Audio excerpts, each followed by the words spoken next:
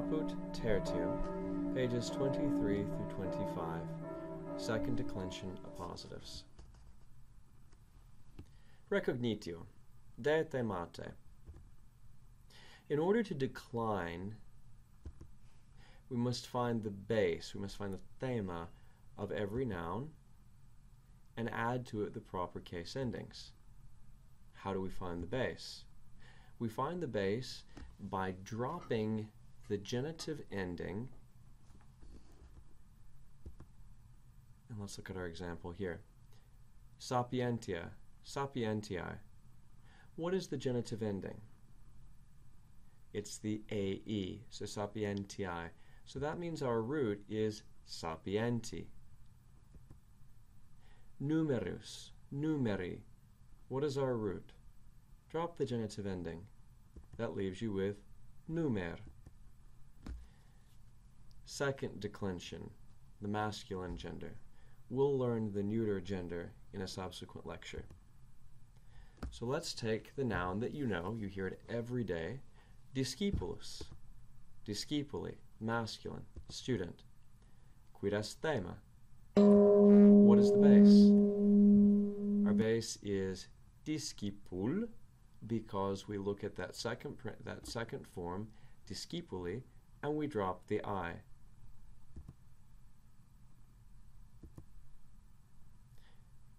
So let's do a quick overview of the declension. Read them with me, because your Latin pronunciation should be to the point where you feel comfortable with that. I'll read them slowly. Discipulus, discipuli, discipulo, discipulum, discipulo, discipulae, discipuli, discipulorum, discipulis, discipulos, discipulis, discipuli. Now, take a moment to pause the video and write out the declension of discipulus on your own. If you need to, before you do that, replay the section of my reading it to you one more time and then check yourself.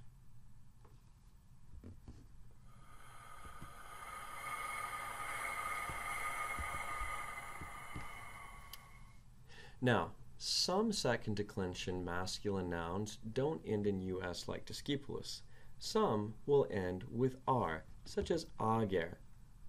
Do you remember the dictionary entry for ager? Ager, agri, masculine, in field or farm.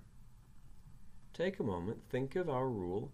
How do we find the base? How do we find the thema of this word? That's right.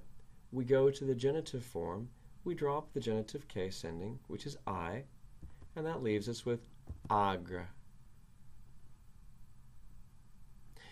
Let's look at another word. Puer.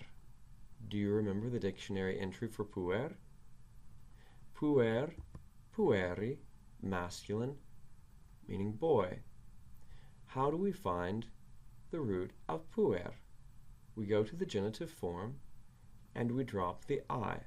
This leaves us with puer.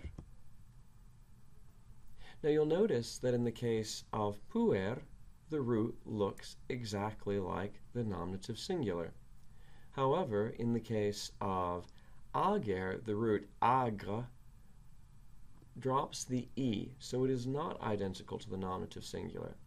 Thus, you can see that the nominative singular is not very reliable for finding the root of a Latin word. And in English derivatives that come from these two Latin words, we're reminded of that. For example, we have from ager, we have agriculture, but from puer, we have puerile, which is spelled P-U-E-R-I-L-E. Let's look at how those decline. You can find this chart, and very similar ones, in your book. See especially pages 23 and 24. Let's say the declension of ager together. Ager, agri, agro, agrum, agro, ager. Notice that the vocative is identical to the nominative form. Let's proceed to the plural. Agri, agrorum, agris, agros, agris, agri. While there are a number of macrons given on the screen, these are for your benefit for the sake of pronunciation. In class, we will not require you to reproduce any of these macrons for the second declension. However, if you choose to memorize them and put them in the correct place, you're certainly welcome to do so at no penalty. Let's decline puer together. Puer, pueri, puero, puerum, puero, puer. Now the plural. Pueri, puerorum, pueris, pueros, pueris, pueri. Let's look at the differences between first and second declension. We have sententia up here. We're not going to say that declension because you know it very well at this point. But let's compare how the endings look. So we see puer, pueri, puero, puerum, puero, puer, and then pueri, puerorum, pueris, pueros, pueris, pueri. Let's take a moment to see the things that are similar. One of the first things that you may notice is that in the accusative singular, both with sententiam and puerum, they both end with an sound. For first declension, for second declension. Likewise, you'll notice that in both the first and second declension, the dative and ablative, plural, are identical. So we have sententiis and pueris. Likewise, your accusative plural is going to end with an S, sententias, but also pueros. Now, for the nouns that we have shown you recently, ager and puer, there's no change between the nominative and the vocative, but you will recall when I showed you discipulus that there is a slight alteration, and that's because the vocative is slightly special in second declension. If a nominative singular form ends with us, we put a short e on the root, ergo discipulae. However, if it ends in ius, we leave simply the root for the word, such as filius, meaning son. The vocative is fili. About appositives. Now we have appositives in English, and if you want more information about this, you can see page 25 in your book. Appositives are very straightforward. They are simply nouns that are placed next to other nouns, and they provide more information about that preceding noun. In Latin, they differ slightly from English in that they are always in the same case as the preceding noun. So here are some examples of the appositive. Gaius, filius meus, in agro est. Gaius, my son, is in the field. Please notice that Gaius is the subject, therefore it is in the nominative case, and filius meus is also in the nominative case because it's giving us more information about the subject. Marcus est amicus Gai filii mei. Marcus is the friend of Gaius, my son. Notice that Gaius is genitive because it's showing possession. Whose friend is it? It's Gaius's friend. And notice that filii mei is also in the genitive. Marcus Gaio filio meo donum dat. Marcus gives a gift to Gaius, my son. Gaius is in the dative case because he is the indirect object and is the recipient of the gift.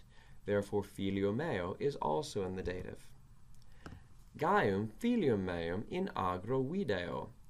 I see Gaius, my son, in the field. Notice that Gaium is in the accusative case and filium meum is in the accusative case because they are the direct objects of the verb video. Marcus de Gaio filio meo cogitat. Marcus is thinking about Gaius, my son. Gaio is the ablative because de governs the ablative, and therefore filio meo is also in the ablative. Salve Gai fili mi.